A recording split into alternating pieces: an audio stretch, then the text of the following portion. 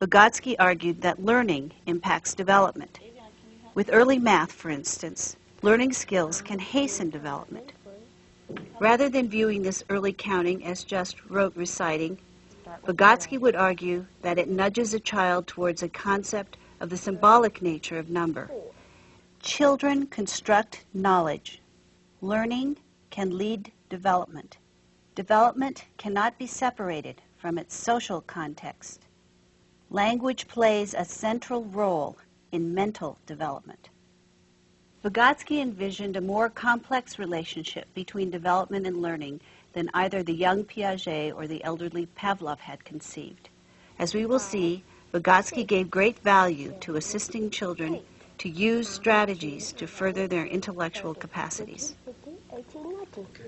The next time we count them, I'm going to help you. Okay. Put your finger out and we'll count each one.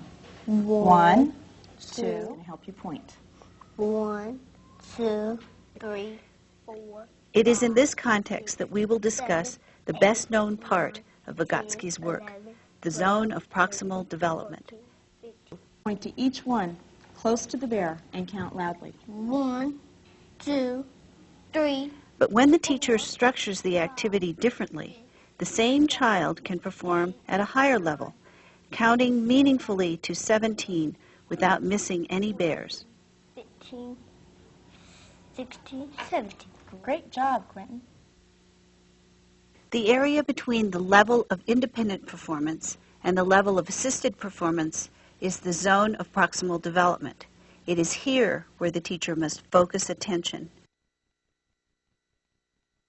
Lev Vygotsky was born about 100 years ago in 1896 in Tsarist Russia. As Jews, the Vygotsky family, however prosperous, were outsiders in Russia under Tsar Nicholas, limits on how many could be formally educated. The odds were great, but miraculously, Vygotsky gained a place. He also became interested in psychology and began doing research in this field.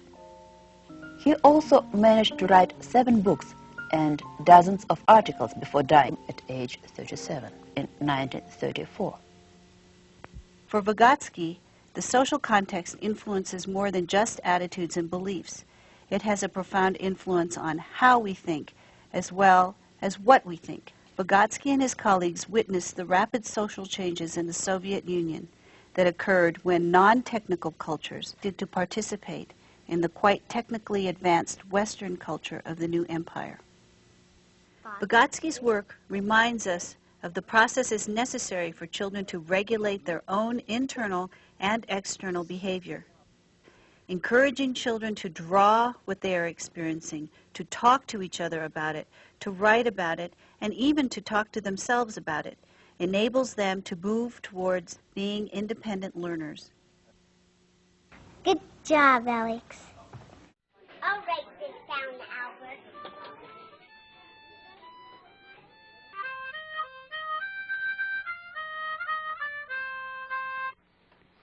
Hello, I'm Deborah Leong, and this is my colleague, Alina Bedrova. We've worked together for the last 4 years in Denver, exploring Vygotskyan ideas and practice. In this film, we're going to be discussing the Vygotskyan approach to play. Lev Vygotsky was a contemporary of Jean Piaget. He was a remarkably well-read person, and his thought was far-reaching. His most definitive piece on play was written in 1933, entitled Play and Its Role in the Mental Development of the Child. It was originally a speech and contains many interesting insights on play. He saw fantasy play, in part, as a means in which a child could defer immediate gratification. Instead of throwing a tantrum or swallowing his desire when faced with something he cannot do, a preschool child discovers that he can fulfill his needs in fantasy play. This gives him control of a situation and of himself in new ways. In play, children cannot act any way they please. They must act in a way that conforms to the play scenario. This boy must hold still and play injured until the rescuers come. He cannot dash off, as tempting as it may be. He is practicing self-regulation. Vygotsky proposed that development should always be viewed at two levels. The lower level is what the child can do independently without help from anyone. The higher level is what the same child can do with assistance. The assistance can be direct or indirect. The zone of proximal development, or ZPD, is the distance between these two levels. It defines where development is occurring at any moment in time in a specific arena.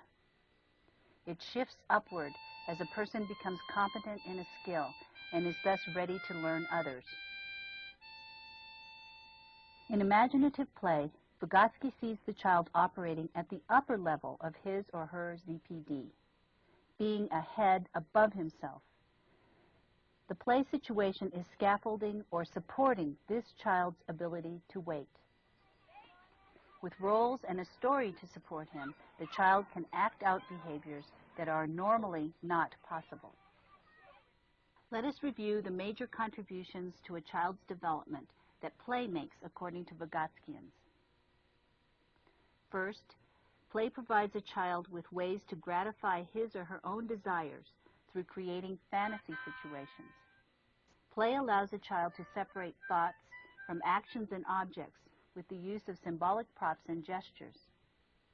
And third, play allows a child to practice self-regulation and other skills not normally possible in the real world.